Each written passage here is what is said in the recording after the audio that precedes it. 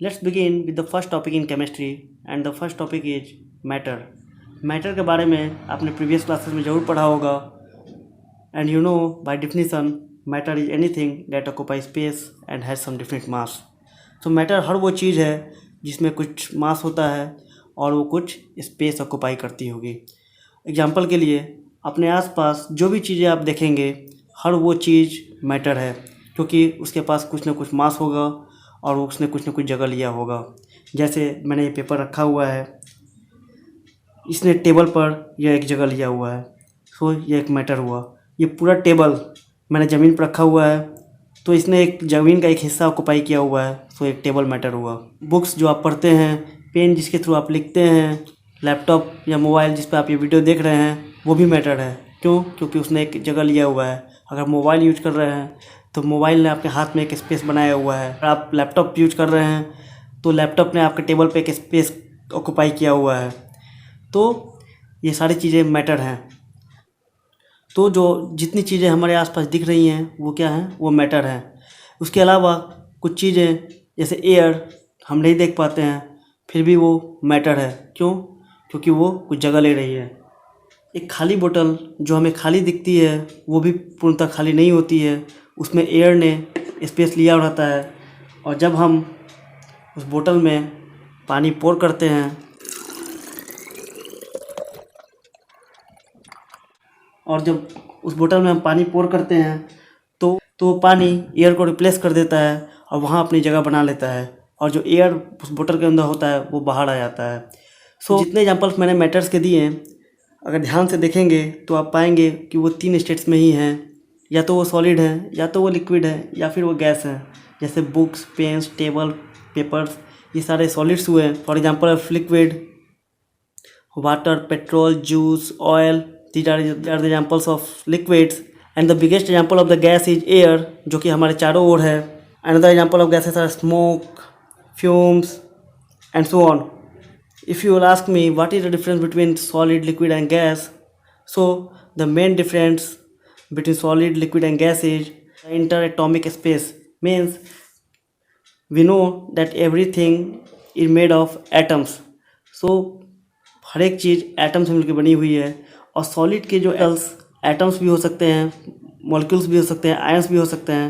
इसके बारे में हम लोग सेपरेटली बात करेंगे. फिलहाल जब तक मैं एटम्स, मॉलिक्यूल्स, आयंस के बारे में ना बता दूं तब तक मैं पार्टिकल वर्ड यूज करूंगा. सो सॉलिड जो है जिन पार्टिकल से मिलकर बना होता है उनके बीच का डिफरेंस बहुत कम होता है compare to liquid and gas. एक और ख़ास बात, सॉलिड के जो पार्टिकल्स होते हैं वो एक काफ़ी अच्छे पैटर्न में अरेंज होते हैं और वो पैटर्न रिपीटेड होता है.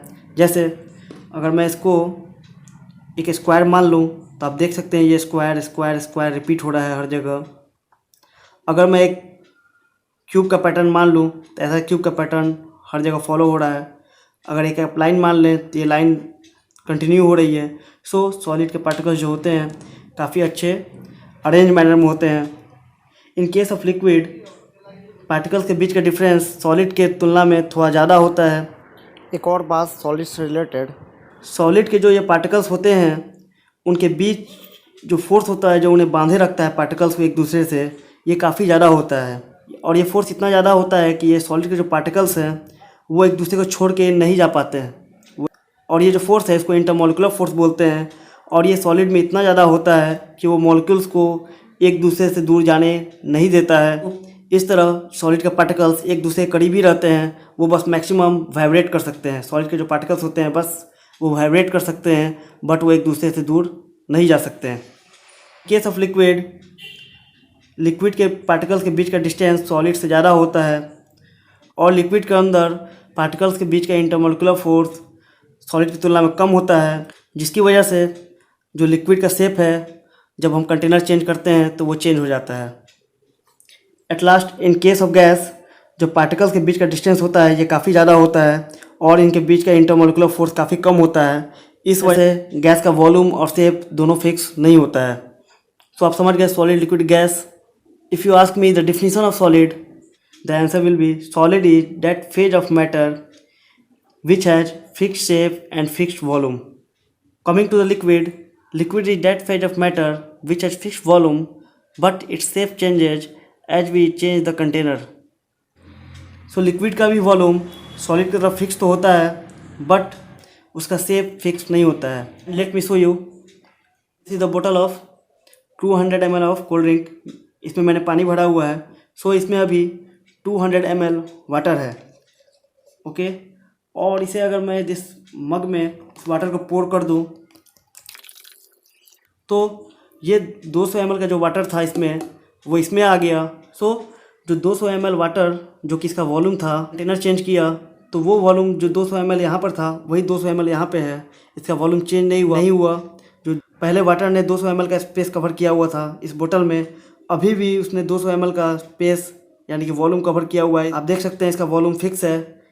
Let's talk about shape.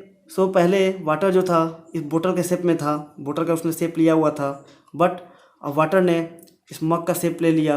Let's see another example how the volume of liquid doesn't change but shape changes each and every time whenever we change the container. So there is water in the first container and the amount of water is around 50 ml, and this is another container in the shape of cup, and I poured this water into this cup. You saw पहले water इस container का shape का था, और जब मैंने इसे पोर कर दिया तो वाटर ने कप का शेप ले लिया. अब मैं इसी वाटर को इसमें अगर पोर कर दूं, पहले जो वाटर इस शेप का था जब इसमें पोर किया तो कप शेप का हुआ, अब उसने यह शेप ले लिया है. So you can see that each time water changing its shape whenever we are changing the container, although the volume is fixed. और केवल वाटर ही नहीं, अब कोई भी लिक्विड लेंगे और कंटेनर चेंज करेंगे तो जो लिक्विड होगा वो कंटेनर का शेप लेगा, चाहे वो लिक्विड वाटर हो या पेट्रोल हो या जूस हो या ऑयल हो या हनी हो, any liquid. We talked about solids, we talked about liquids. Let's talk about gases. And gases are completely different from solids and liquids. आपने देखा सॉलिड्स का शेप एंड वॉल्यूम दोनों फिक्स होता है. In case of liquid volume is fixed but shape changes every time whenever you changing the container. और gas इस बार एक कदम और आगे है. गैस का ना तो वॉल्यूम फिक्स होता है ना कि शेप फिक्स. शेप्स का चेंज होना तो आपको समझ में आ गया होगा. जैसे लिक्विड के केस में कंटेनर चेंज करने पर शेप चेंज होता है, वैसे ही गैसेस के केस में भी होता है. How we can say the volumes of gases are not fixed. So here in my hand, रुको भाई, here in my hand there is a baby balloon which is filled of air. And you can see that the shape of this air filled balloon is almost a sphere and which has a radius of around 4 centimeter. Okay, so let's calculate the amount of air present in this baby balloon. Assume this is a sphere with a radius of 4 centimeter and the volume will be case 1 air filled balloon. Assumed radius is 4 centimeter. The volume of the sphere with the radius r is 4 by 3 pi r cube.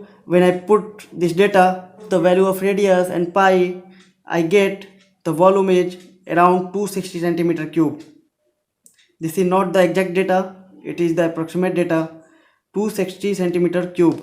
And अब मैं इसमें जो air है उसको release कर रहा हूँ. Bye bye. सो इस बेबी बैलून ने अपना सारा एयर रिलीज कर दिया, और ये सारा एयर कहाँ गया? तो इस बेबी बैलून का सारा एयर इस रूम में फैल गया, और जो अभी मैं बोल रहा हूँ अभी तक ये एयर रूम के कोने कोने में पहुँच चुका होगा. So this was the case 1, जब ये बैलून फिल्ड था एयर से और उसका वॉल्यूम क्या था 260 सेंटीमीटर क्यूब हमने निकाला था अराउंड. सेकेंड केस, जब हमने इस बेचारे बेबी बैलून को खाली कर दिया और इसका एयर मेरे रूम में फैल चुका है. सो पहले केस में जब एयर जो था इस बेबी बैलून में था उसका वॉल्यूम कितना था 260 सेंटीमीटर क्यूब, और सेकेंड केस में जब हमने एयर इस बेचारे बेबी बैलून से निकाल दिया, सो ये सारा एयर जो इस बेबी बैलून में था वो फैल चुका होगा. सपोज कीजिए ये मेरा रूम है और यहाँ मैं अपना लेक्चर रिकॉर्ड कर रहा हूँ, I am not good in drawing, so don't expect much better than this. So the length of my room is around 50 centimeter, breadth is 40 centimeter, and the height is also 40 centimeter. Rooms generally cuboid form के ही होते हैं. Formula of volume of cuboid, the volume will be LBH. L is 50 centimeter, B is 40 centimeter, H is 40 centimeter, and the volume what I get is 8000 centimeter cube, which was previously when the air was filled in this baby balloon was 260 centimeter cube. So you saw that how the volume of air, which was previously 260 centimeter cube, changed into 8000 centimeter cube.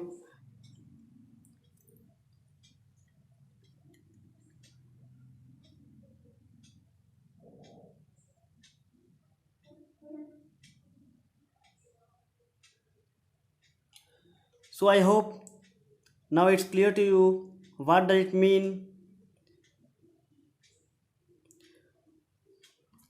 Now it's clear to you what does it mean by the statement that the gases have neither the fixed shape nor the fixed volume. The last, we should thank this baby balloon. You saw how he sacrificed for the sake of science in order to prove you that the volume of gases are not fixed. Thank you.